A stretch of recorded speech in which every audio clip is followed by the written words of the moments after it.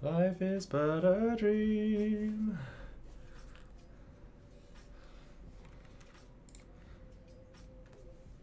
It's what you make it.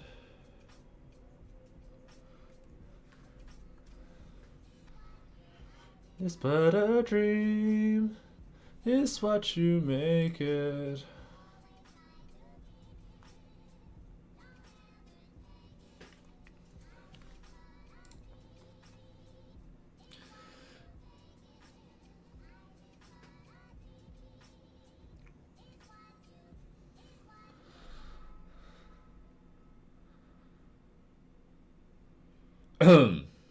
Hello, hello.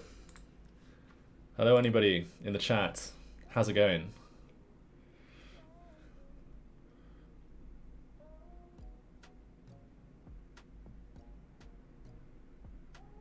I'm just posting on Instagram to promote the stream. Welcome, welcome.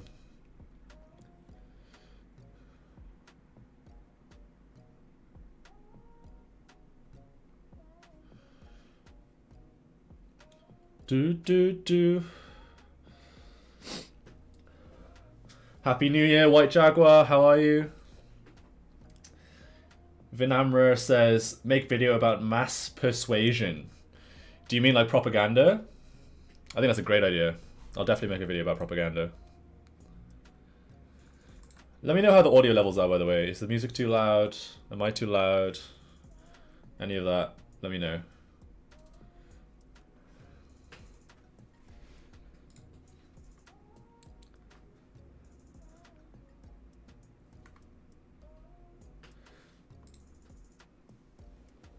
I hope everyone's okay. Everything's fine? Great.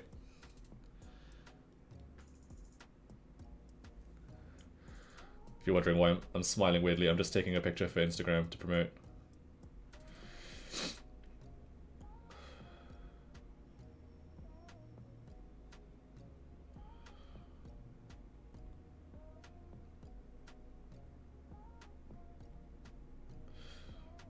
Ba.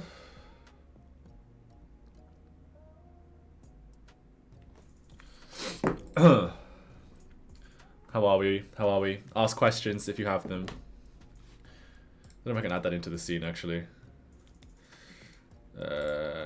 Add text. Ask me questions.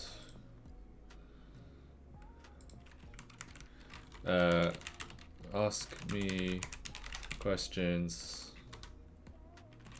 please.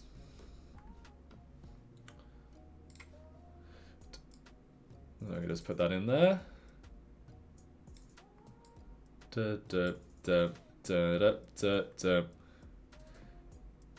Ask me questions, please. There we go.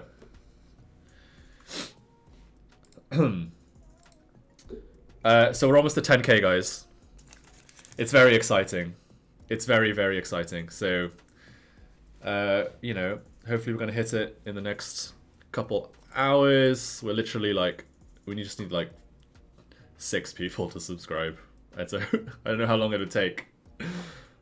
But I thought I'd come and stream. I love live streaming with you guys. I had a bit of time today because it's bank holiday. So why not? You know, why not stream for you and figure out what's going on? Why don't I promote this on Twitter as well, just so people know that we're about. Let's copy this, share to Twitter.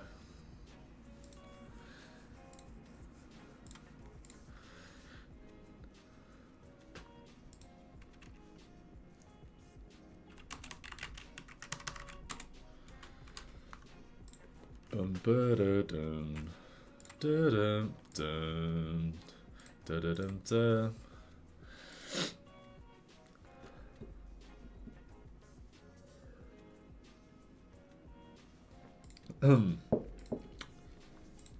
How's everyone doing? Hope everyone had a good New Year.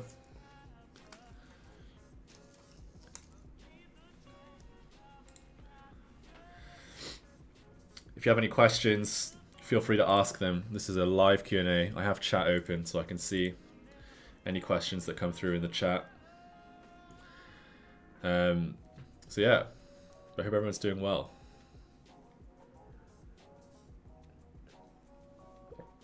It's always a bit slow to start off with, so. I'm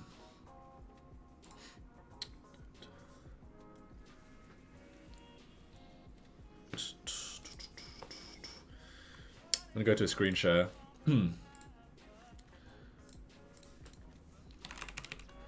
Let's just play some chess while we wait. While we wait for people to come in. I'll get chat open on my phone so I can keep track.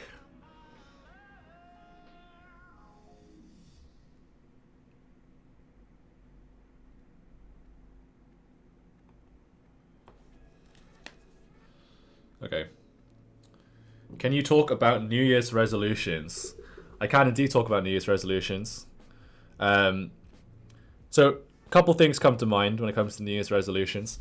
One is that there's a famous principle in behavioral science called the fresh start effect, and it was created by, or was discovered by a wonderful researcher called Katie Milkman and her colleagues. I interviewed her on the channel before, and she found that at certain times of year, people's motivation to change their habits is higher. And the classic example of this is New Year's Day, right? And like tons of us make New Year's resolutions, and we're just far more motivated to change our behavior during these specific points in time. And so, that begs the question then, are New Year's resolutions good? And, usually around this time, people like to talk about how people don't stick to their resolutions, how they don't, how they're unable to maintain them in the long run. But actually, when you think about it, even if only 10% of New Year's resolutions get stuck to, that's still 10% more than you get on most typical days when people would normally try and change their behavior. And so it's actually very successful to think about New Year's resolutions as great moments of change, like a great time to change your behavior, because even if you've got a 10% chance of being successful, that's 10% more than you usually have during the rest of the year. So that's the first thing that comes to mind when it comes to New Year's resolutions, is this increase in motivation that comes with the fresh start effect.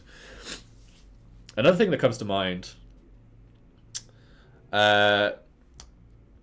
is that what's the best way to set a New Year's resolution, right? Is there some tactics from behavioral science that we can use to make New Year's resolutions more likely to be successful? And one way of achieving that is to set realistic goals. So there's a lot of research in behavioral science around what's called goal setting theory.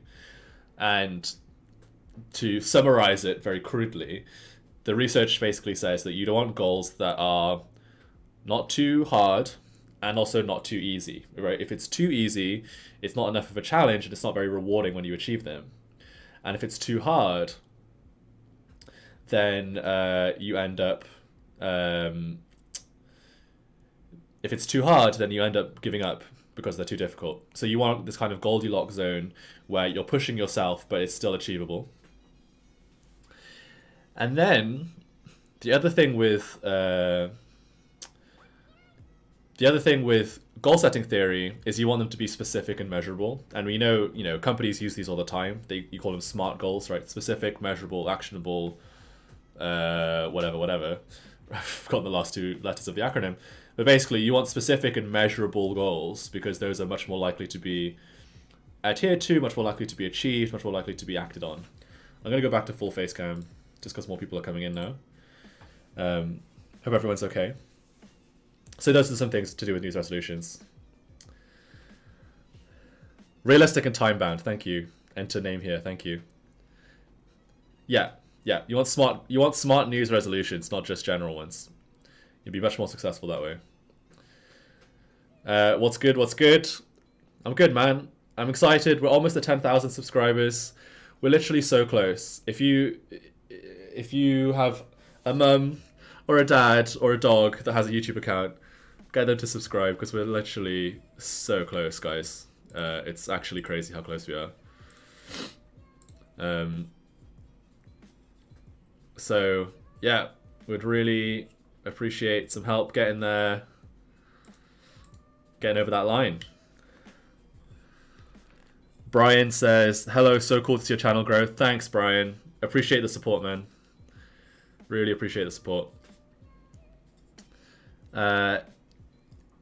Ilya says, cool content, very interesting to watch. Keep going. Thanks, Ilya. Appreciate that. Appreciate the lovely comments. Antoname here says, deserve. Thank you. I hope so. We work hard, man. We work hard on this YouTube channel. All with the hope of spreading behavioral science. I kind of see myself as an evangelist for behavioral science, and you know, we want to get there. We want to make it happen. Serdan, I'm sorry if I pronounced your name wrong, says, what YouTube channels you like to watch? It depends on what I'm interested in. Right now I'm interested in chess, so I watch a lot of chess YouTube. There's a guy called Gotham Chess who I like to watch a lot of.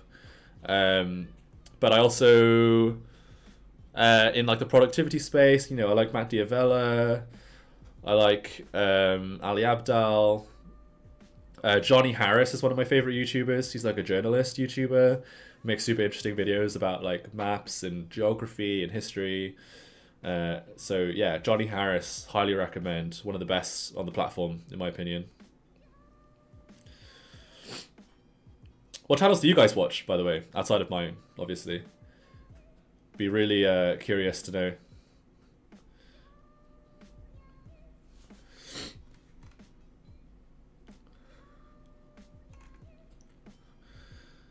So yeah, guys, this is a live Q&A, so feel free to ask questions at any time. Any questions about behavioral science, about YouTube. How do you guys like the new camera, by the way? This is a new camera. It's like super HD. I hope you like it. You know, do I look super clear? I don't know. I don't know if I do.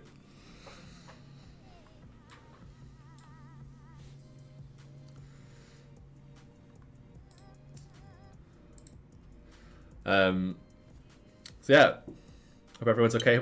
How was everyone's New Year? Let us know in the chat. Say hi if you've got nothing else to say. I like to know who's watching. Let me know where you're watching from. Are you in the UK? Are you from America? You know, anything. Antoname here says, I enjoy 2 Cents for Life financial tips.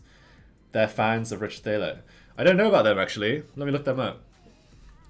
2 Cents for Life financial tips.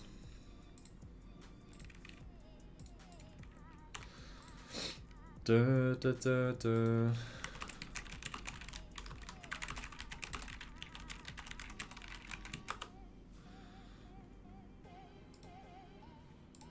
Oh, okay. Oh, they're one of the PBS channels.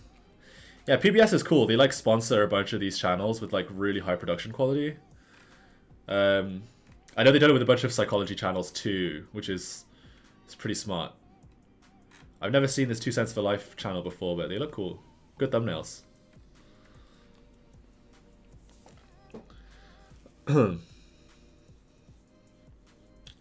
Talk about TV, movies, and books that use decision theory in the writing. I love Billions, Fresh, Dope, Succession. Even the Godfather trilogy has lessons embedded in the writing.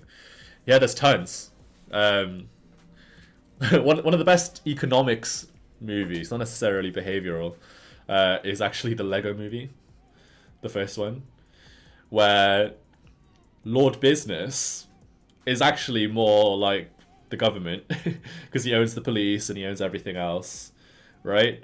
And it's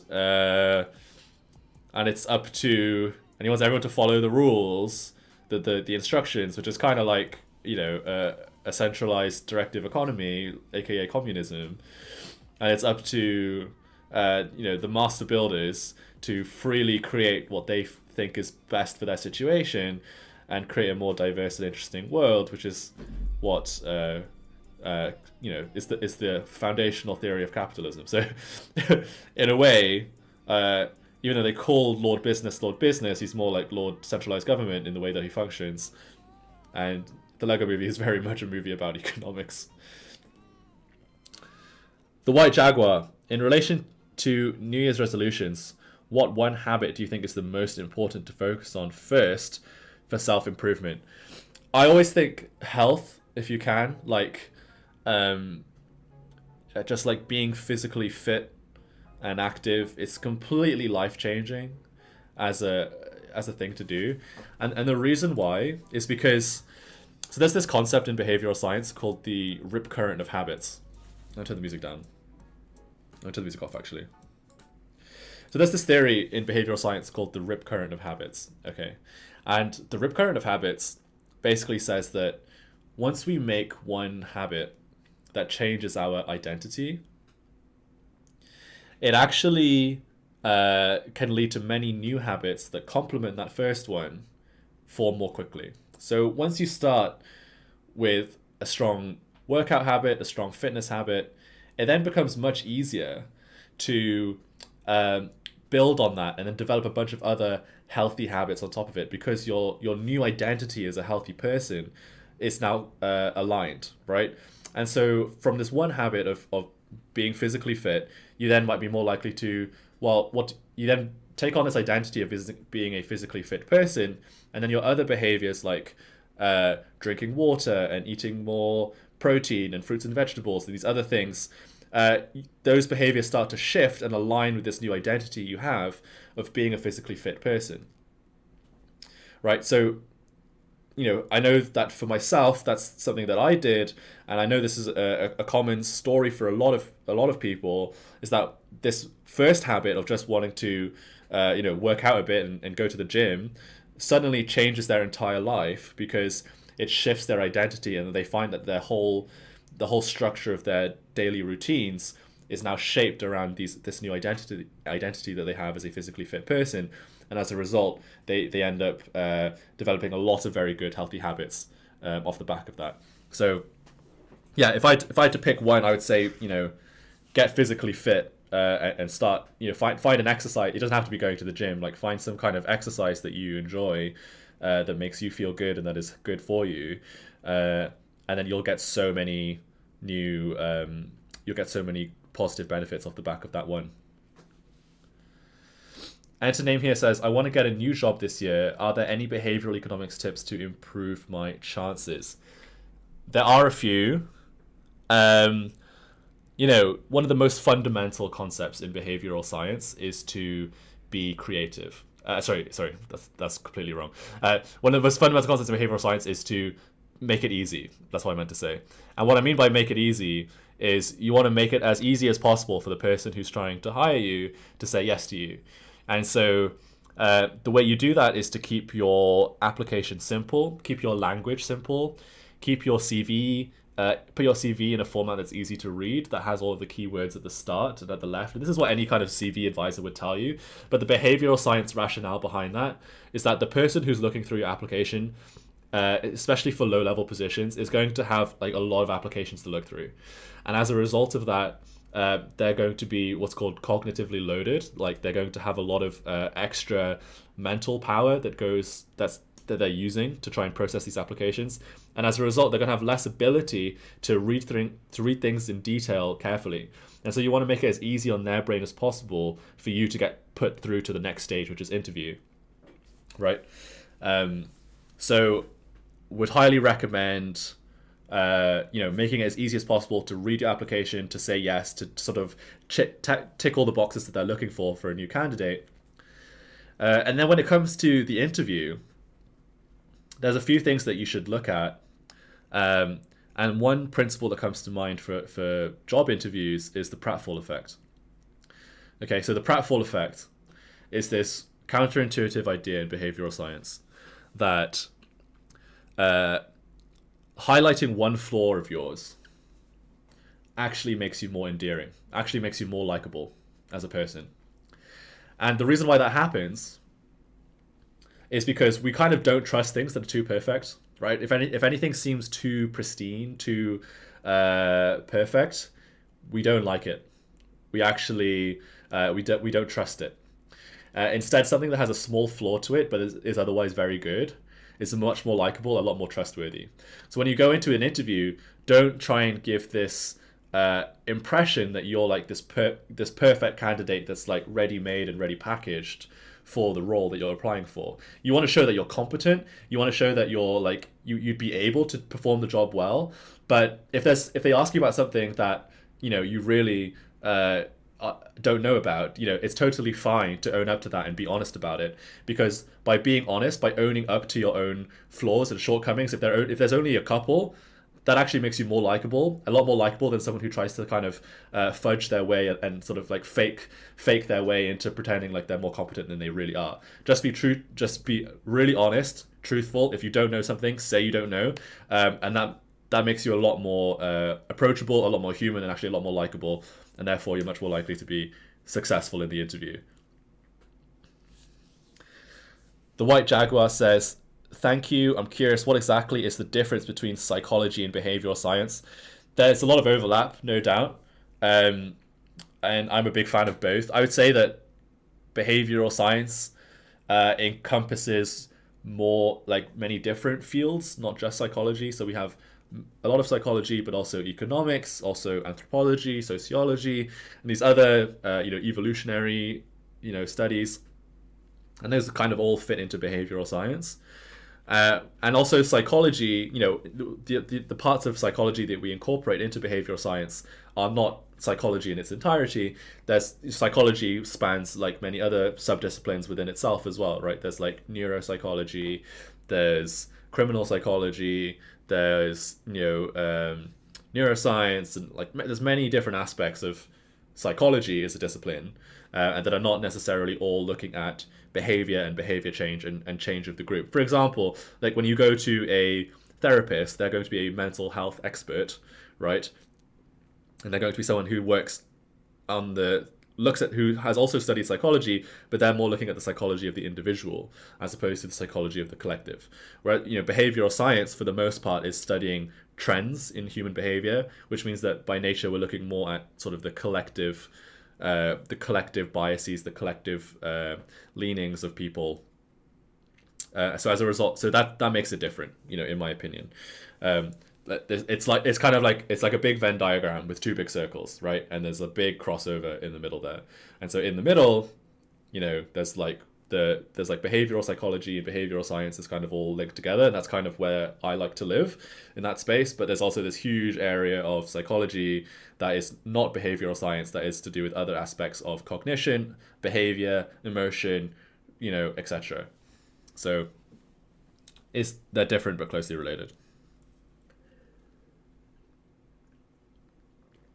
To go back to the question about applying for a new job as well, one tip I always give, I usually give it in relation to applying for a job in the behavioral science industry, but I guess it could apply to any industry, is to become a specialist in something, right?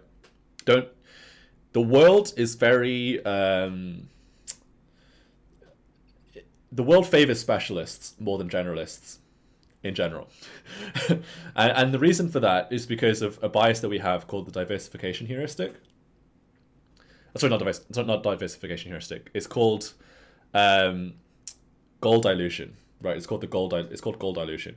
And the idea behind goal dilution is that when something says it's good at everything, we assume it's less good at that thing. Like imagine you go to a restaurant and the restaurant says, we make Indian food, we make Chinese food, we make Mexican food, we make American food, we make everything food, right? And then you have to choose, and what you want is Indian food, okay?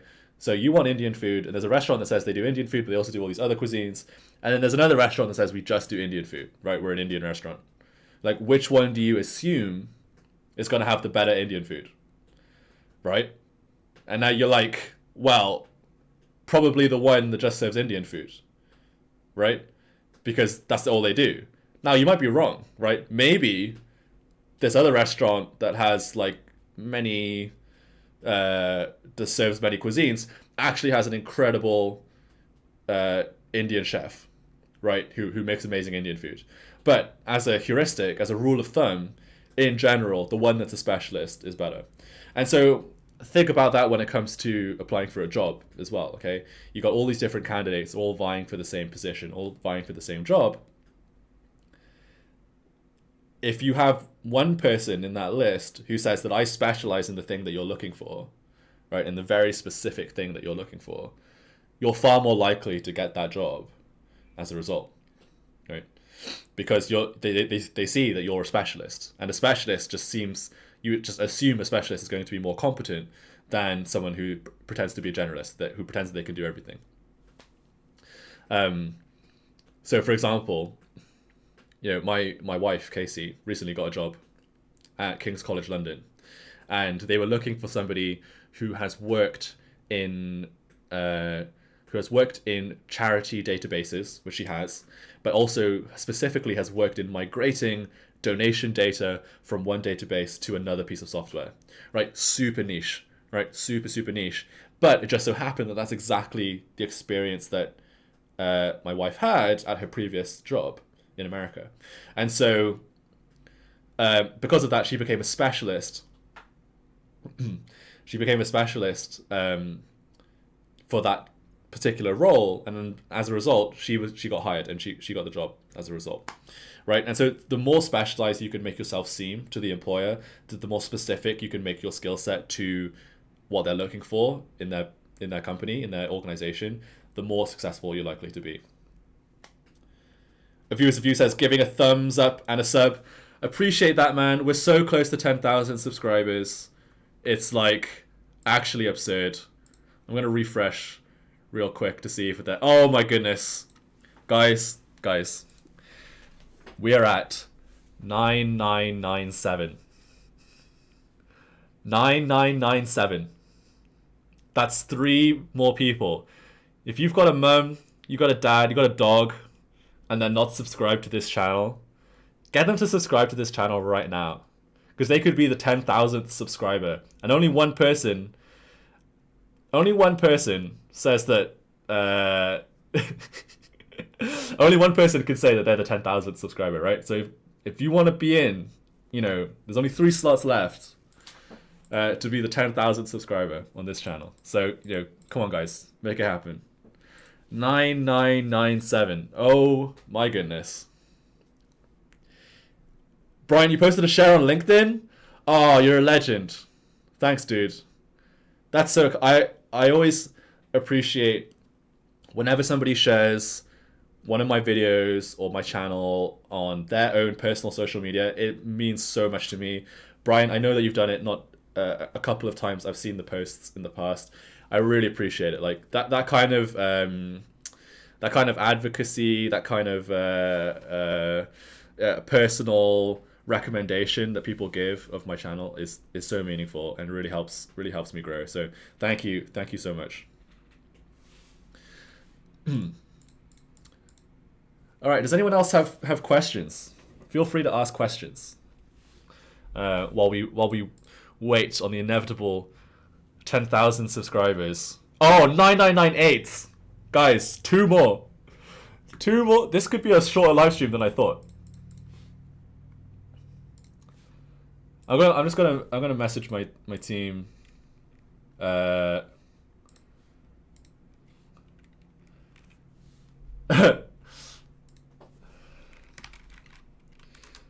gonna join my team and let them know that we're live streaming.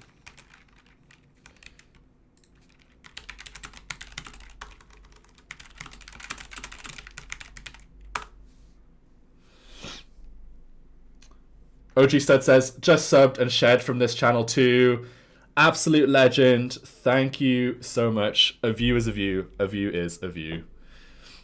Ionut Maxim asks, who are your informal mentors? Those that drove you towards behavioral science? This is a great question. There's a few. I'll give them all credit.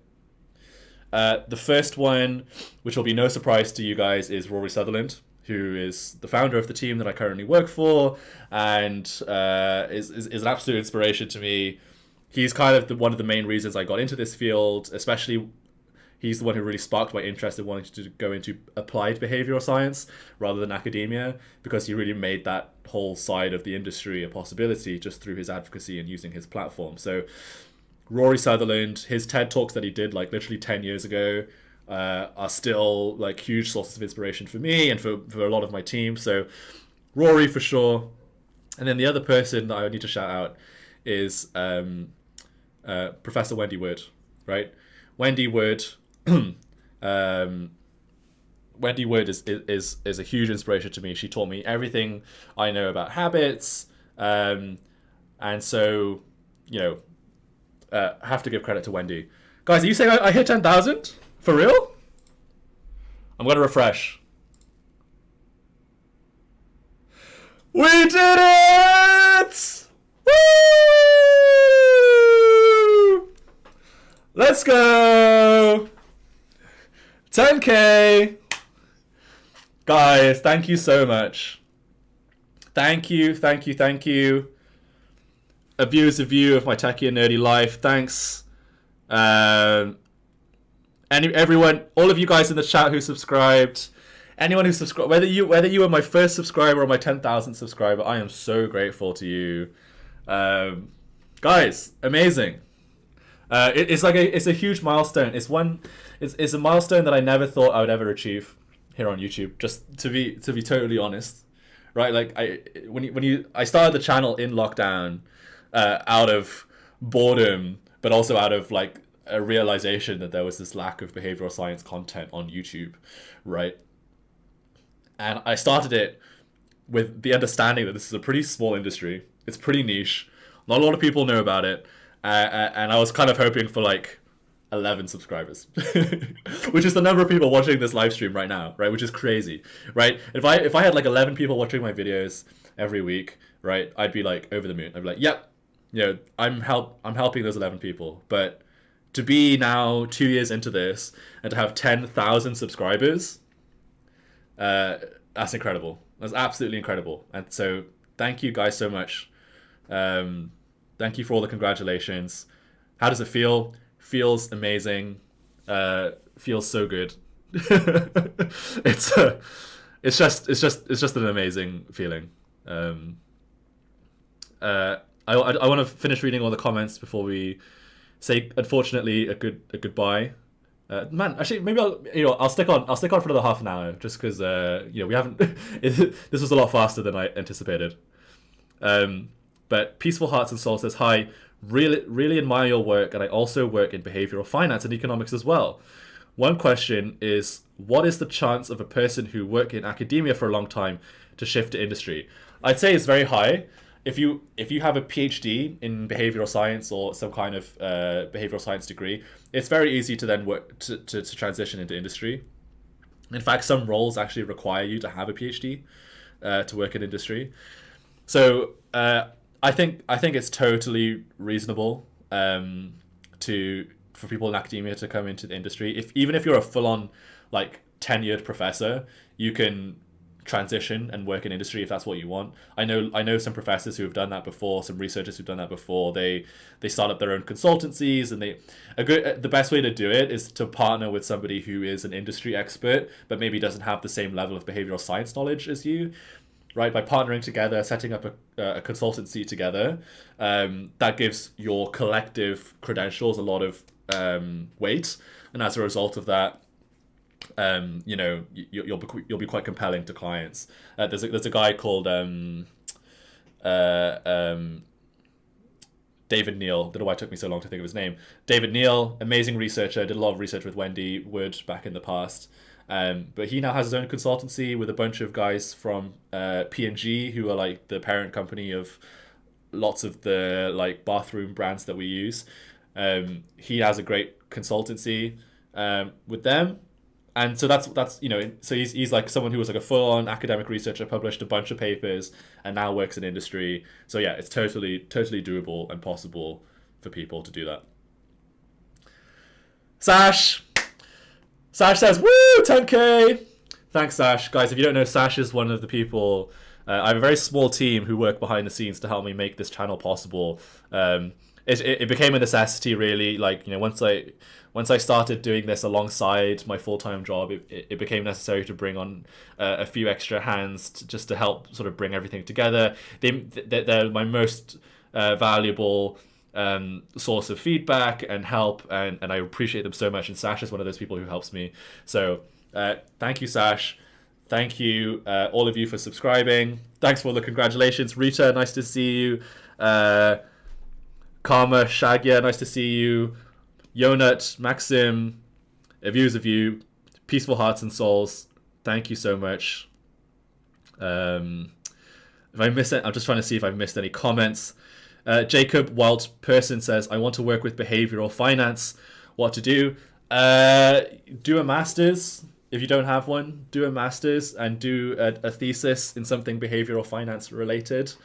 There's tons of research on behavioral finance. One of my good friends in behavioral science, somebody called Merla van den Akker, she did a whole PhD in behavioral finance, and she did it on essentially the pain of paying, which is the idea that when we pay for things in cash, it hurts more than when we pay for things with card, even if the amount of money is the same, right? And we kind of, as a normal human being, you kind of understand that concept. But as an economist, this seems like totally irrational, to use Dan Ariely's favorite word, because, £10 is £10, right? £100 is £100. Why does it matter if you pay with cash or card? But it does matter, it turns out. And you actually spend a lot less when you pay with cash versus with card in general. It was interesting when I went to visit one of my friends in Bavaria, in Germany, and he said that everyone in Bavaria uses cash over there for that very reason. For the reason that it feels more painful to do so, and they feel like they have better control over their finances when they do so. So, behavioral finance, very rich area to explore. A very good growing industry as well. Lots of banks have behavioral science teams that I'm sure are great. So definitely a good, if you want to specialize in any area of behavioral science, behavioral finance is one of the best for sure. Peaceful Heart Soul says, thanks so much. Congratulations, Pete. Thank you. Diego Moya says, congrats on 10K, Pete. Thanks for the great content. Thanks, Diego. Appreciate the support, and appreciate all of you guys for watching my content. It surprises me. It's no matter how many views a video gets, it always surprises me that anybody wants to watch me talking about behavioral science. So really appreciate it. Thank you so much. Kamashagya says, does behavioral science have a analytical side, like data analyst working in the field? Definitely does, and I will be talking about this in the future, shortly in the future. But behavioral data science is one of the strongest growing areas of the industry, and so having data skills, knowing how to code, knowing how to use programs like R, like Python, is going to be so useful for the industry, but also useful for you personally, making you a lot more hireable. It's a super specialized skill. It's difficult to learn, but that's why there's a high premium on those kinds of skills. And so, if you want to get into behavioral data science, highly recommend it. I'm gonna drink my drink.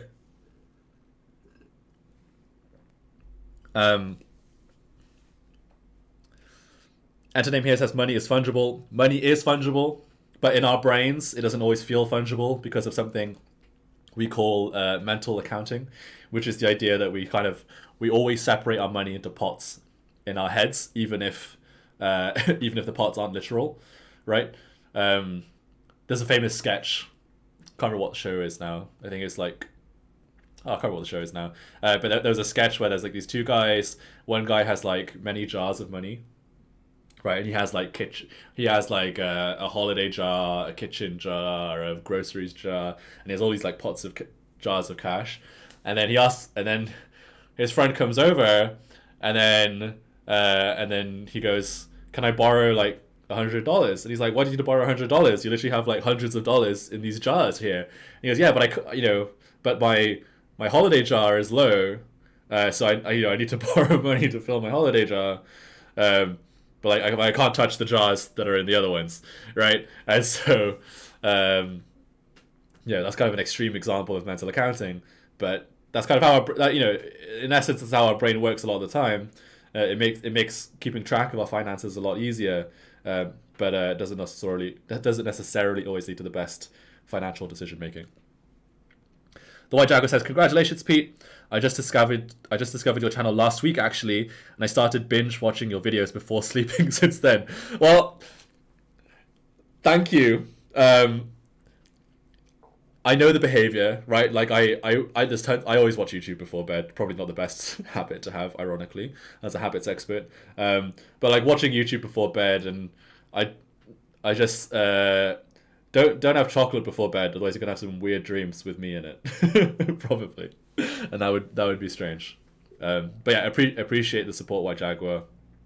Thanks for joining. Thanks for subscribing. Ashwin says, three underrated firms to apply to for behavioral grad jobs, behavioral eco master's student.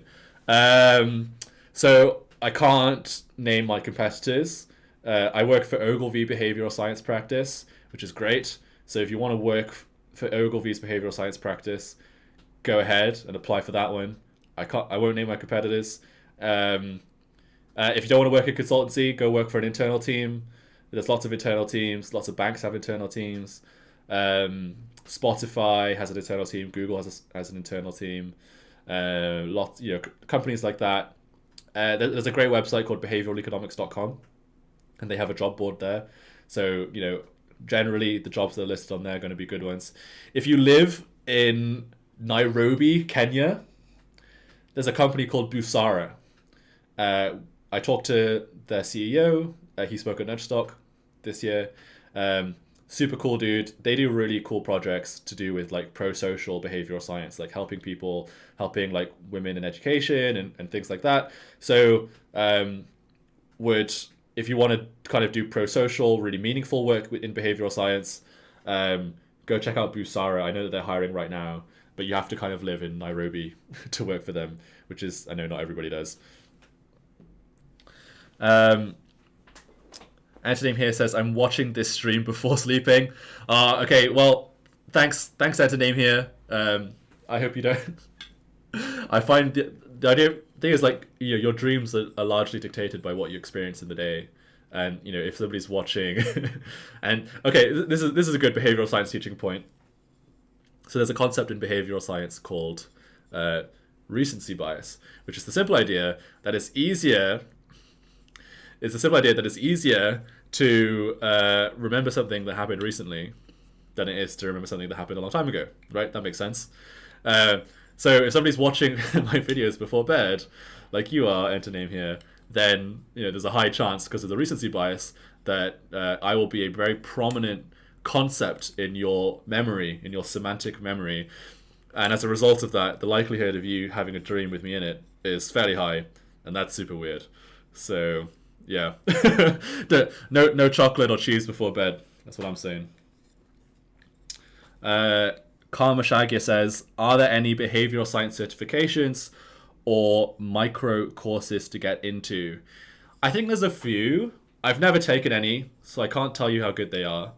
I also can't tell you whether they would actually get you a job in behavioral science, which is usually the reason why people want to have these qualifications. But if you're doing it just for learning, there's one by Rory on 42 courses, which I think some people like, and there's another one by Dilip Soman, who's a professor of behavioral science from Toronto, Canada, and super smart guy. I met him. He came to Ogilvy to do a talk. Super smart guy. Yeah, I would, if you're maybe try that one. I've heard good things about it. I've never taken it, but I heard good things about it. The hope is that I'll be making some courses for behavioral science soon, which you guys can enroll into. I don't have the time right now, but hopefully by this time in the next 2 years, I'll have something available for you guys. That's a sneak preview for you guys who are on the live stream. That's a thank you for you coming in. I'm from the UK, but thanks for the Rex. No worries, Ashwin. Good luck. Good luck with applying. I mean, if you're from the UK, you're in a great place. We're very fortunate here in the UK that we have a lot of like the ratio of companies to population in the behavioral science industry is very high in the UK, probably the highest in the world. So you have a good chance of getting a good job if you're in the UK. If you're not from the UK, it's a bit tougher. America is not too bad. There's just there's obviously lots of opportunities in America. If you're from outside the UK or America, admittedly a lot more difficult, but not impossible. There's behavioral science teams all over the world. Skippity Boppity says, keep up the work. I read Katie Milkwin's How to Change from your recommendations. Great book. It is a great book. How to Change is one of my favorite books in behavioral science. Katie Milkwin, one of my favorite researchers, full stop, in behavioral science. I think she's so smart. I think the way that she communicates behavioral science is really effective. I think that the principles that she identified, like the fresh start effect and the importance of salient cues and cue-based plans and all these things, like it's like super actionable. Is what I found. Like her research is super actionable, which is rare to say for a lot of academics, right? Right. A lot of the time you're reading academic papers and you're like, oh man, like, how am I ever going to use this? How is this ever going to be useful? Why does this matter to anything other than to academics? With Katie Milkwin's research, you're like, oh no, this seems like very actionable, very directly applicable. And in my job at Ogilvy, I use Katie Milkwin's research. My team uses Katie Milkwin's research all the time. Like we have so many slides that we've used for clients that talk about the fresh start effect, because it is just one of those principles that you can apply to so many different situations. So yeah, How to Change. If you haven't read it, anyone in the chat, go check it out. Very good book. Very, very good book. Kenneth says, most beneficial or powerful concept in behavioral science that you think would benefit the most amount of people if they knew about it. Yeah, that's an easy one for me to answer. And it's the lesser known principle, but one that I talk about all the time, which is habit discontinuity. So the idea behind habit discontinuity is that habits are hard to change, right? In general, it's difficult to change your habits. However, there are moments in time where your habits are a bit more pliable. They're a bit easier to change. And those moments occur around habit discontinuity events. Now, what is a habit discontinuity event? A habit discontinuity event is when you have a dramatic change to your daily environment, your daily routine. And the classic example of this, the most common example of this, is moving house. Okay, when you move house, which most of us will do at least a few times in our life, when you move house, this is almost a blank slate moment for your habits, right? Because tons of your old habits that were tied to your previous home are now broken. Okay, and this is especially true if the people who you used to live with also change, right? So say you used to live with your parents, now you live on your own. Massive discontinuity moment. Say you used to live with a partner, then you broke up, but then you moved to a new house, right? Massive discontinuity moment. And like these are stressful times, right? Moving house is a stressful time. However, because you don't have your old habits holding you back, right? So usually our old habits hold us back from forming new ones. In these discontinuity windows, those old habits aren't there, and so it makes new habits much easier to form. And so when you move house, it's a really great time for you to be very deliberate and intentional about the way you set up this new environment, and set it up in a way to make your new habits easier, the new habits that you want to build easier, and the bad habits that you want to stop harder. Set up your house in a way that's very deliberate, and you'll find that your success rate for behavior change will be much higher during these windows. There's an amazing researcher, a guy called Bas Verplanken, who's done a lot of research into this. He's from Bath University in the UK. And what Bas found in his research is that these windows are roughly about 3 months. Okay, so like the first 3 months after you go through one of these discontinuity windows, your habits are super pliable, right? They're super malleable, like far more than any other time in the year and in your life even. So if you're an individual who wants to change their habits for the better, you want to get healthier, you want to be more productive, you want to sleep better, recognize when you have these windows of opportunity, when you are moving house, recognize that fact that this is a huge window of opportunity for you, and set up your new home in a way that's going to help you, and that's going to significantly improve your life, right? Like this one moment of change can lead to a series of new, healthier habits forming, which as a result will lead to, exponential benefits in the long run, right? Because the thing with habits is that just doing them once or twice doesn't make much difference, but doing them repeatedly over time leads to exponential increases in the benefit that it gives you. And so, habit discontinuity, massively powerful, massively underrated. And I think everyone should know about it. And I will happily be the prophet of habit discontinuity in the world. Sean Power says, how is the pay for a behavioral science consultant compared to a consultant working for MBB or the Big Four? It's about the same. To be totally honest. It obviously depends what firm you work for, right? But it's roughly the same level, right? An analyst who works for management consulting, an analyst who works in behavioral science consulting is going to get paid roughly the same amount of money. So, in my opinion, it shouldn't be that way. In my opinion, you should get paid more as a behavioral scientist because it's more specialized. But hey, that's from my experience, that's roughly how it is. The difference is that you get to work in behavioral science, right? So even though you're paid the same as somebody who doesn't work in behavioral science, you're working in behavioral science, and so you're paid the same to have more fun in your job because behavioral science is fun, and as a result of that, it's kind of more worth it on your end, right? Like it's more. You'd rather get paid the same to do a more fun job, right? So that's why working in behavioral science is good. Karma Shagya says, how do we can use behavioral science concepts to handle procrastination? Any instances? Yeah, great question. Procrastination is kind of like inertia, right? It's like we kind of just we mindlessly go about putting things off. And so how do we actually get ourselves to commit to making change? Now, there's a few things that you can use. And one thing that we can use is a commitment device. So a commitment device is basically giving yourself an ultimatum to actually perform the behavior that you're trying to do. And it works really well if the ultimatum is something that harms you, that hurts you in the long run. Okay?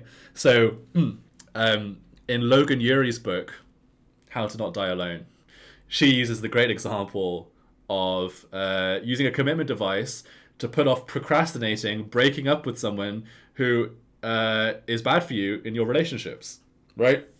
So imagine you're dating somebody, they're really bad for you, right? Like that, it's a really toxic relationship. You know you should get out of it, but you keep procrastinating doing it because it's unpleasant, right? And you don't want to do it. Very relatable, right? And you can apply this concept to anything else that you want to do that's unpleasant. Maybe that could just be working out. Maybe that could just be filing your taxes or whatever, right? Horrible stuff. To overcome this procrastination, you use a commitment device. And a commitment device, one example of a commitment device would be like giving your friend £1,000 pounds, right? Or whatever your currency is, right? Like a large amount of money that would like be significant if you lost it, right? You give that to your friend, someone that you trust, and then you say, okay, if I don't follow through with this thing by tomorrow, you get to keep that money. Okay? Right? That's a commitment device.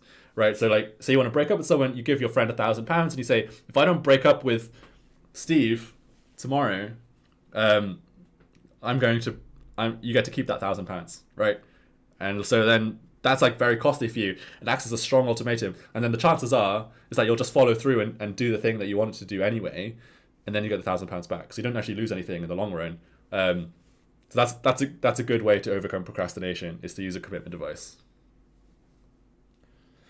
If you want a more like day-to-day commitment device that's a bit more practical, for smaller things that you procrastinate on, a good one is to try and do things with a friend, right? Make appointments to meet people.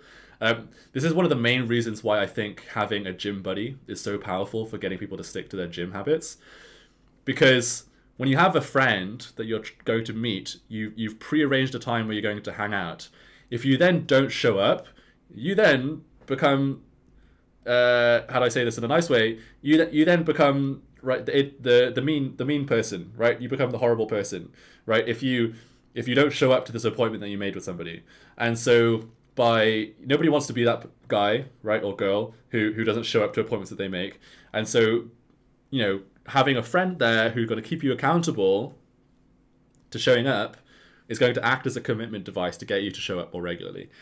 So I've always found that I'm the most consistent with my workouts when I do it with a friend, because this commitment device is there, and not only am I more consistent, but I also work out harder as a result, as well. So yeah, and this could apply to anything, not just working out, right? Like you want to get better at studying, get a study buddy, right? And have a friend. He's like, we're going to meet 9 a.m. in the library. We're going to study for like 5 hours, right? And we're going to commit to it, right? And we're going to be accountable to each other to do it together.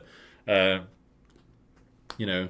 yeah, you can apply it to a lot of different things. So doing things with a friend is a very easy way to have a commitment device in place. I struggle with the writing, so sorry I can't pronounce your name, but you say, do you have any insight on the plasticity of consciousness when trying to change our biases, for example? Yeah, so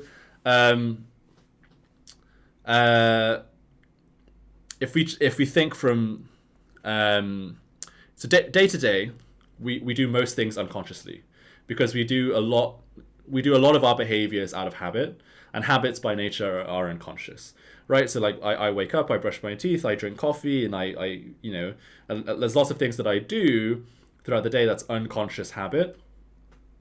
And so trying to change behavior during those moments is pretty difficult, right? Whereas habit discontinuity is one way to have a window of opportunity where people are a bit more consciously aware of what they're doing. Another one window of opportunity is to use implementation intentions or cue-based plans, which is something that is in Katie Milkman's book. And that's the idea that we can kind of set reminders for ourselves, basically, that when we see them, we kind of snap out of our unconscious mode and into a more conscious state of mind. And that's going to allow us to take more control over our biases, right? I don't know. There's tons. I could go on for ages here. When it comes to plasticity, another thing to think about is how it changes over time. So in general, older people struggle to change their behavior than young people, and that's because their brain is less plastic, especially when it comes to forming or like acting against their existing habits, and so it's a bit difficult when you get older to change that behavior. So the best thing to do when it comes to trying to change your biases, if they're bad, is to really set up your environment in a way where you will make the right decision unconsciously, or you will make the right decision without much brain power required. Right, that's the best way to consistently make the right decision, is to set up your environment that way, rather than trying to rely on conscious thought over time. Kamashagya says, behavioral science is a fascinating subject. It feels like we are editing the design of the environment to get the required outputs. Exactly. Yeah, exactly. Right. Like you can think of your environment like a force of nature. Is how I like to think about it. Right. Like we understand, right? Like, I got this tripod thing here, right? If I drop this, right, it drops, right? Because it's gravity, right? And so like we understand that concept, right? We understand how that force works, but we struggle to understand the forces in our environment that drive our decision making. And so if you can really design your environment in a way that that creates forces for good, that push you in the direction of the behaviors that you want, and pull you away from the behaviors that are bad for you, that's going to be so good for you.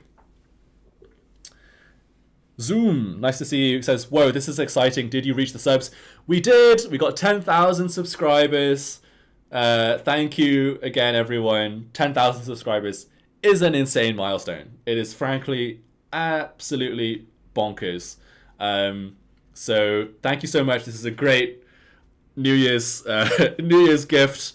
I appreciate every single one of you, whether you subscribed 5 minutes ago or whether you subscribed 2 years ago. 10,000 subscribers is a bonkers milestone. So thank you. And understand to make better decisions. Exactly. Zoom says, seems so happy for you. Don't know much about your channel, but you seem like a top bloke. Thanks, mate. You seem like a top bloke too. Check out a couple videos. See if you like them. We've got lots of exciting plans for 2023. Should be a very exciting year for this channel. We're going to try and grow even bigger. We got 10,000 now. Let's try to get to 20. Let's try to get to 30. Let's try to get to 100. We'll get there, and we're going to be doing it through making some really exciting content. The best behavioral science videos on the internet. That's the plan. All right, guys. I've been going for about an hour now. I think I'm going to end the stream there. But thank you so much for watching. Thank you so much for subscribing. Thank you so much for this insane milestone. I can't thank you enough. And I will see you guys in the next video, which hopefully will be dropping very soon. Okay. Thank you guys so much. Take care.